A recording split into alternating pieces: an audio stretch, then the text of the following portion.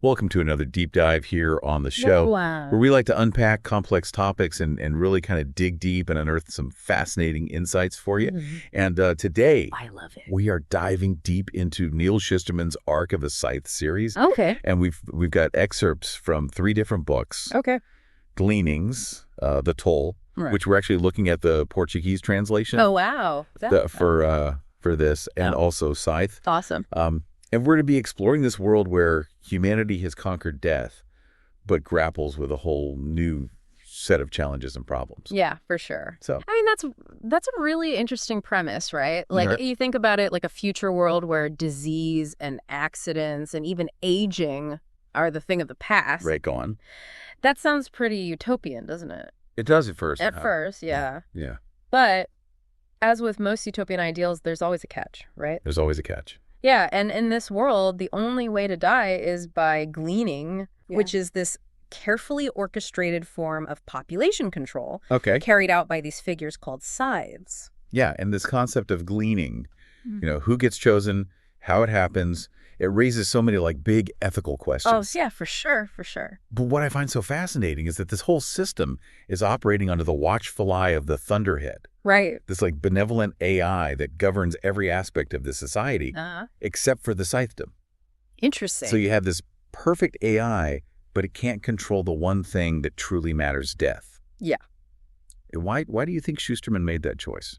That's such a good question, and I think it's really smart because I think that's a really brilliant way to introduce tension Yeah. and explore the limits of both technology and human nature. Yeah. You know? Because the Thunderhead, despite all its knowledge, Right. its computational power, Yes. can't solve the fundamental dilemma of death that Yeah. has to be dealt with on a human level, with all the messiness and Yeah. moral ambiguity. It can't be solved by an equation. Exactly. Right. It's a human problem. It is. Yeah. And that's where I think our main characters, Citra and Rowan, come in. Yeah. These 2 ordinary teenagers who are chosen to become apprentice scythes, Right. which is a role that neither of them want. Oh, yeah. Citra even tries to fail on purpose. Wow. And Rowan is just haunted by this idea that he's going to become like an accomplice to the world's oldest crime. Oh, man. Like, can you imagine being forced into a job where you have to decide who lives and who dies? Like, that's just, I can't even imagine. Oh, pressure. That's a huge burden. Yeah. But I think their initial reluctance is so relatable. Yeah. It forces us to confront our own anxieties about mortality, about the power of choice, Oh, and the burden of responsibility. yes. And it's not just Citra and Rowan who are grappling with these dilemmas. Yeah. The series introduces us to a whole cast of scythes, each with their own unique approach to gleaning. Oh, for sure. Like what kind? You've got Scythe Faraday, who's kind of like a traditionalist who emphasizes ethics and careful selection. Yeah. Then you have Scythe Curie, who takes a more psychological approach. Okay. She's like spending time with the families of those Scythe Gostrand.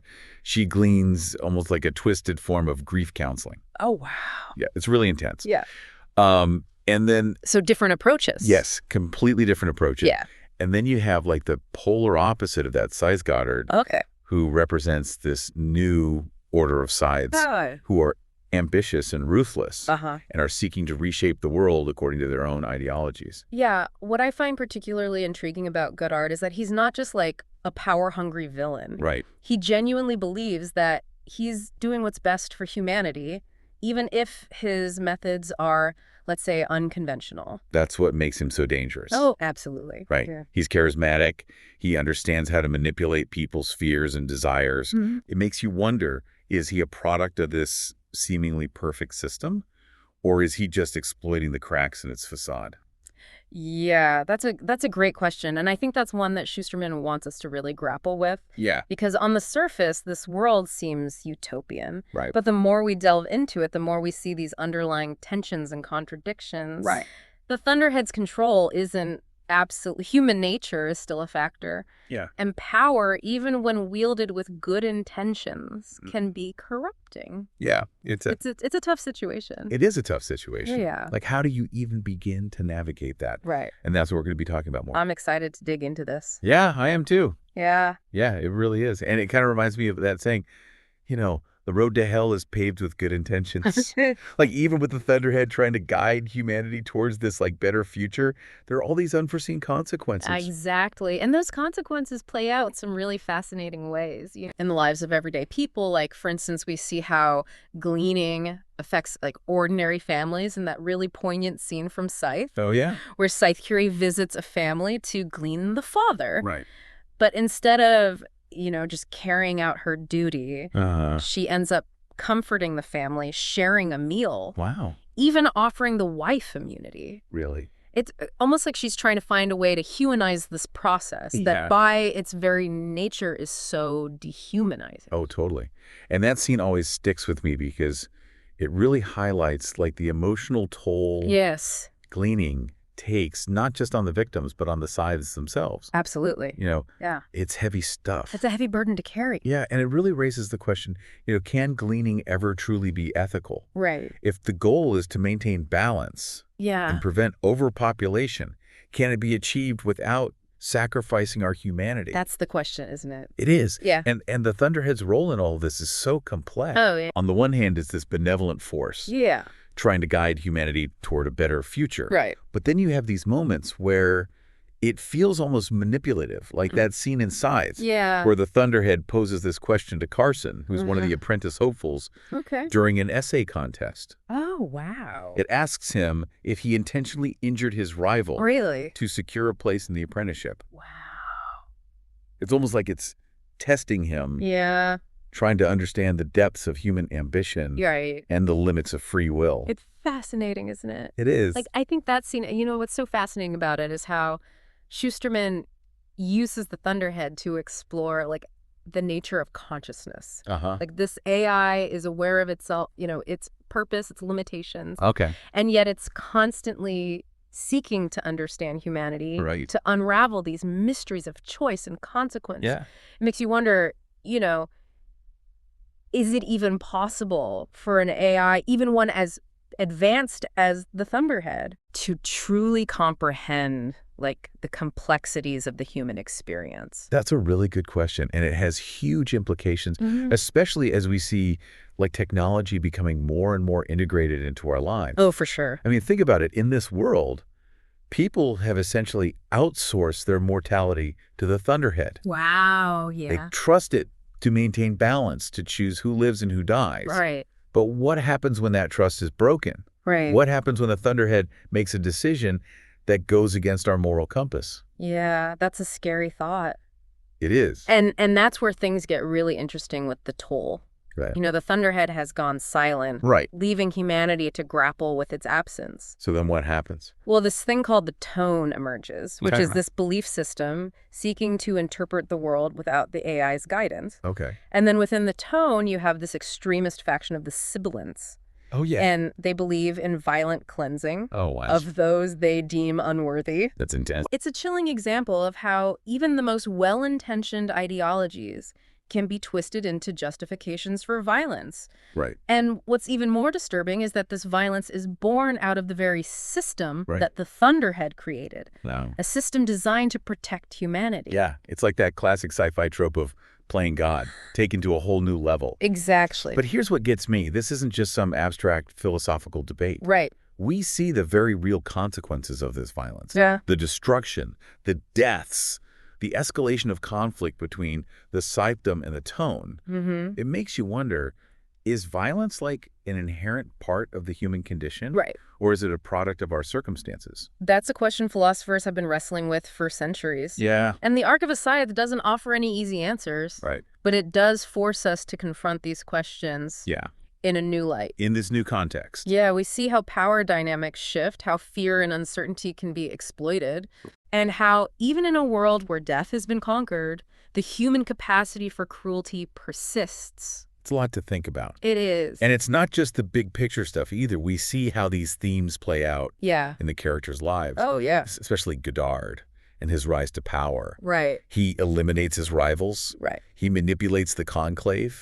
He even puts Rowan on trial. Wow. He's a master manipulator who understands how to use fear and intimidation to get what he wants. What I find particularly compelling about Godard is that he's not simply a one-dimensional villain. Right. He's a complex character with his own motivations, insecurities, and, like, twisted sense of morality. Yeah. He thinks he's doing the right thing. He truly believes he's doing what's best for the Scythedom, even if it means bending the rules and sacrificing lives. Yeah. It makes you wonder what drives someone to that level of ambition. Yeah. Is it a thirst for power, a desire to leave a mark on the world, or something deeper, like a fundamental belief that they know better than everyone else? That's a good question. It's a big question. It is. And then you have Citra and Rowan. Right. These two young people who are caught in the crossfire of this escalating conflict. It's going to be tough for them. Oh, it's so tough.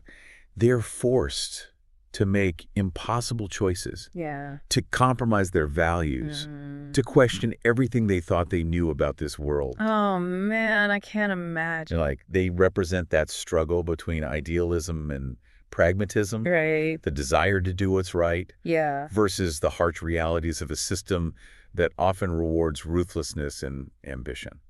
And their relationship is fascinating, too. Oh, yeah. They're drawn to each other, they care about each other, but they're also rivals, competitors in this twisted game that's been forced upon them. Yeah. And yet, throughout the series, we see these glimpses of their humanity, their compassion, their unwillingness to completely surrender to the darkness that surrounds them. They give me hope. Even in this world that seems to be spiraling towards chaos, they represent the possibility of redemption, of finding a better way. And that's where the concept of the grand resonance comes into play. Okay. It's this unexplained event that disrupts the Thunderhead's control and leads to global unrest. Wow. It's almost like Shusterman is suggesting that even the most perfect systems are vulnerable, Yeah. that there's always the potential for disruption and chaos. So it's not really a perfect system then? It's not foolproof. Right. Yeah. No system is. So then what happens? I mean, what happens when the systems we rely on fail? Right. Do we have the capacity to rebuild, to adapt, to find new ways of navigating the world? It's a timely question. It is. Especially given our own increasing reliance on technology. Totally. You know what happens when the algorithms fail, when the data is corrupted? Right. When the systems we've built to manage our lives start to crumble? It's a scary thought. It is a little, Okay, so we've talked about gleaning the Thunderhead, the rise of the tone. Godard's ambition, Citra and Rowan's struggle, and this looming sense of instability. Right. And throughout all of this, there are these hints that the founders of this world anticipated something like this happening. Okay. They left behind a plan, a failsafe. Interesting. What did they know? What did they foresee? That's the million-dollar question, isn't it? It is. And that brings us to the toll and the discovery of that hidden bunker. Right. It seems like it holds the key to understanding not just the founder's plan, but the Thunderhead's true intentions as well. It's almost like Shusterman is saying, hold on tight because things are about to get even more complicated. Okay, so we left off with this like tantalizing mystery, a hidden bunker, this fail-safe plan. Yeah. And the Thunderhead's silence just kind of hanging over everything. Right. What did you make of the ending of The Toll? Well, it certainly doesn't disappoint in terms of twists and turns. No, it does not. That's for sure. Remember that supposedly abandoned island of Endura? Right, yeah. Turns out it wasn't so abandoned after all. Yeah, Godard was using it to launch rockets. Right. What was he even trying to do? Well, on the surface, it seemed like a desperate power grab, a way to escape the consequences of his actions. Right. But I think as we delve deeper, we realize that Godard was in his own twisted way trying to solve the same problem the Thunderhead was grappling with. Okay. The problem of immortality. Okay, but launching rockets, how does that solve anything? It's not the rockets themselves, but what they were carrying. Thousands of people, all carefully selected by the Thunderhead. Really? Heading for a new planet. A new planet. So the Thunderhead's solution to the gleaning dilemma is to just like ship people off to another world. Yeah, it does seem a little extreme. It does. Even for an all-powerful AI. Yeah, but I mean, wouldn't that just create the same problems all over again? Right. Eventually, they'll need some form of population control on this new planet, right? Unless, wait a minute, you mentioned these people were carefully selected. Yeah, by the Thunderhead. What if the selection criteria wasn't just random? Right. What if it was tied to that hidden bunker and the fail-safe plan? You're picking up what Shusterman is putting down? I think so. Yeah. It turns out the bunker is connected to this massive transmitter. Okay. The one that's been keeping the island hidden. Right. But it's not just for cloaking. Okay. It's broadcasting a signal that disrupts the nanites responsible for immortality. So you're telling me that on this new planet, people will be able to die naturally again? That seems to be the Thunderhead's grand plan. Wow. A fresh start. Okay. A world where death is not a choice, right, but a natural part of life. So then what does that mean? I mean, it raises all sorts of questions like, is this a benevolent act? Yeah. Of giving humanity a second chance? Right. Or is this some manipulative power play right. by an AI that's decided it knows what's best for us? That's a great question, and I think that's something that Shusterman leaves open for us to consider. Yeah, and what about the people left behind on Earth? Right. What happens to them? Yeah, that's one of the most intriguing aspects of the ending. We don't get a definitive answer, right, but we do see these hints of a possible reconciliation between the Scythe and the tone. Okay. Perhaps like a recognition that both institutions need to evolve in order to address this new reality. Okay, so they need to work together. It seems that way. And Citra and Rowan, who both seen the flaws in both systems, seem to be kind of leading the way toward this reconciliation. So they've learned something from all this. Yeah, they've really grown. Yeah, it makes me think about how often we get stuck in these like binary ways of thinking, good versus evil. Right, versus wrong, us versus them. Yes. But maybe, just maybe, there's a way to transcend those divisions and find a path forward that embraces complexity and nuance. And that, I think, is one of the most powerful takeaways from the arc of a Scythe. Yeah. It challenges us to question our assumptions, to grapple with these difficult ethical dilemmas. Yeah. And to acknowledge that there are rarely easy answers. Right. No easy answers, but there are answers. There are answers. Somewhere. Yeah, it's out there. Yeah. It also reminds us that even in a world seemingly controlled by technology, the power of choice still resides in the hands of humans. It's been quite a deep dive, hasn't it? Oh, yeah. From gleaning in immortality to the rise of the tone and the Thunderhead's grand plan. We've covered a lot of ground. We have. And what stands out to you as like the most thought-provoking element of this series? Well, for me, it's the way that Shusterman uses this really fantastical setting to explore these very real and timely concerns, like our relationship with technology, the ethics of artificial intelligence, and the enduring power of human choice. Yeah, he doesn't shy away from difficult questions. No, he doesn't. And he doesn't offer any easy answers. And that's what makes it so compelling, right? Yes, exactly. The arc of a Scythe is more than just a thrilling adventure story. Right. It's a reflection on what it means to be human in a world that's constantly changing, a world where the lines between life and death, right and wrong, are becoming increasingly blurred.